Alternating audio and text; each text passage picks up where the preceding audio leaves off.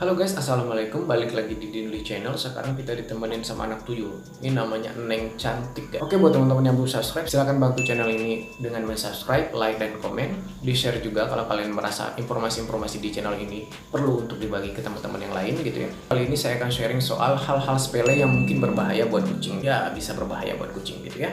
Sebelumnya saya tekankan lagi bahwa ini hanya berdasarkan pengetahuan saya pribadi aja, mungkin ada lebih dan kurangnya gitu, harap dimaklumin aja. Tapi saya bisa menyimpulkan beberapa hal berikut ini merupakan hal-hal yang sepele, namun ini berbahaya buat kucing sebenarnya gitu ya. Oke, langsung aja kita ke poinnya ya. Yang pertama, hal sepele yang sering kita abaikan namun berbahaya bagi kucing adalah air minum yang tidak higienis atau air minum yang mentah. Air mentah biasanya itu masih ada bakteri-bakteri atau kuman-kuman yang terkandung di dalamnya, yang dimana bila dikonsumsi oleh tubuh, kalau misalkan tingkat bakteri atau kumannya itu banyak banget, tidak bisa ditoleransi lagi sama pencernaan kita, biasanya menyebabkan masalah. Selain bakteri atau kuman, juga bisa jadi di air itu ada telur cacingnya atau ada cacingnya gitu. Itu bisa membuat kucing menjadi mencret, diare, muntah. Itu bisa memasukkan parasit ke dalam tubuh kucing, baik itu cacing pun amuba atau macam itu ya.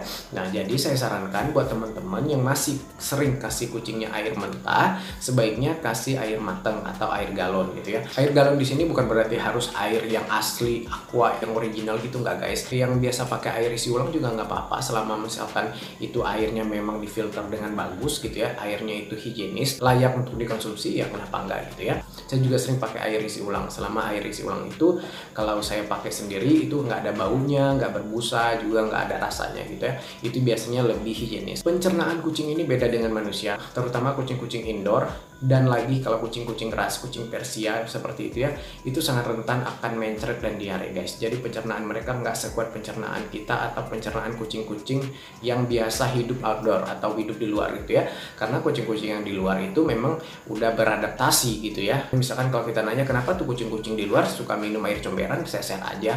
Oke, sehat-sehat aja kelihatannya, tapi kucing liar siapa yang tahu? Yang pasti biasanya kucing-kucing stray atau kucing-kucing luar itu ya kemungkinan besar mereka semua itu cacingan gitu ya. Terus yang kedua, hal sepele yang sering kali saya lihat adalah memberikan tulang ayam atau tulang ikan ke kucing. Memang kalau misalkan kucing di luar, kucing stray, mereka terbiasa makan tulang apa aja. Tapi kita kan nggak tahu ya. Balik lagi, mereka kucing liar, kucing stray yang tidak dipantau, dan kita juga nggak tahu kondisi mereka sebenarnya apa benar-benar baik-baik saja atau enggak.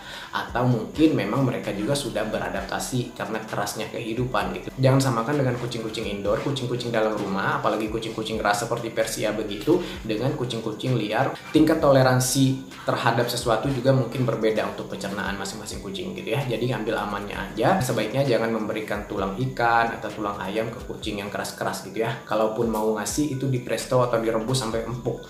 Yang teman-teman nggak punya presto, misalkan mau kasih ayam nih sama tulang-tulangnya atau ikan sama tulang-tulangnya, sebaiknya itu direbus di dalam rice cooker atau magicom gitu ya. Direbus yang lama banget. Nanti itu lama-lama hasil itu kayak di presto guys. Coba deh. Karena tulang ayam, tulang ikan yang masih tajam, yang masih keras itu, yang berduri-duri itu berbahaya untuk pencernaan kucingnya, untuk tenggorokan kucingnya, untuk si mulut kucingnya. Bisa aja itu tulang ayam atau tulang ikan itu nusuk di gusinya. Kucing kan nggak sama seperti kita yang bisa kalau ada yang ketusuk gitu ya kita langsung bisa ambil, bisa langsung ke dokter atau gimana gitu ya. Kucing kan nggak, malaman nanti bisa infeksi gitu ya karena itu luka kayak kita ketusuk duri gitu ya. Belum lagi kalau misalkan kasusnya itu terjadinya di tenggorokan, itu akan lebih rumit lagi kan.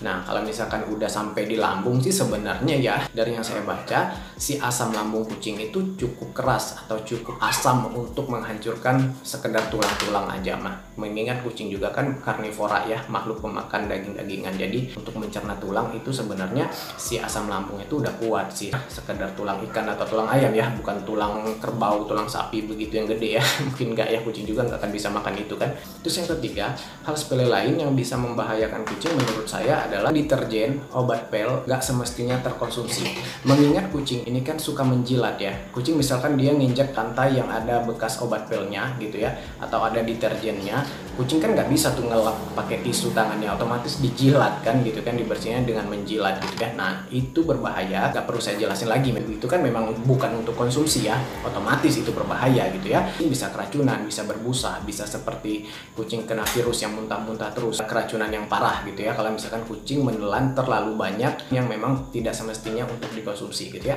Manusia aja bisa mati ya minum cairan pembersih lantai begitu ya, apalagi kalau misalkan pembersih toilet yang kayak Vivo jempol. Namun nggak perlu terlalu yang panik banget juga, karena kejilat sedikit langsung keracunan gitu nggak ya. Tapi ada batas-batas dimana tidak bisa lagi ditoleransi oleh si kucing gitu. Sewajarnya aja, kalau misalkan ngepel jangan terlalu banyak juga makainya gitu ya. Ya seperlunya aja, terus dilap sampai bersih, sampai kering. Kalau nyuci piringnya juga begitu gitu ya.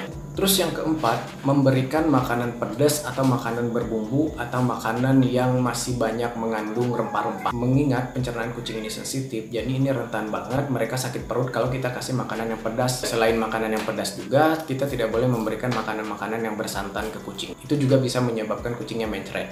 Jadi sebaiknya kalau misalkan memberikan kucing makanan yang memang ada bumbunya, ada cabenya gitu ya, sebaiknya dibersihin dulu, dilap dulu. Kalau saya mah biasanya saya cuci dulu pakai air hangat gitu ya, baru saya berani kasih gitu ya, atau mending nggak usah sama sekali. Gimana dengan kucing-kucing liar atau kucing-kucing stray di luar sana? Ya balik lagi seperti saya bilang tadi, ya kan kita nggak pantau, kita nggak lihat, kita nggak tahu apa yang terjadi setelah mereka makan itu gitu ya. Kalau makanan yang berminyak biasanya nggak bikin kucing mencret, tapi kalau udah kebanyakan minyak itu tidak bagus untuk kesehatan bulu si kucing, bisa rontok dan lain sebagainya gitu. Terus yang kelima, memberikan kucing coklat. Nah, saya pernah baca dan beberapa kali baca, kucing itu tidak bisa diberikan coklat atau tidak bisa mengkonsumsi coklat gitu. Ya kalau mungkin menurut saya, kalau misalkan saya sedikit sih ya nggak terlalu masalah. Volume yang banyak biasanya itu bisa mengganggu kesehatan si kucing juga. Oke teman-teman, segitu dulu informasinya. Terima kasih yang udah nonton. Jangan lupa di like, komen, dan subscribe. Kalau ada yang mau ditanyakan atau mau ditambahkan, silahkan coret-coret aja di kolom komentar. Bebas asal sopan ya. Terima kasih. Sampai jumpa di video berikutnya. Assalamualaikum. Bye-bye.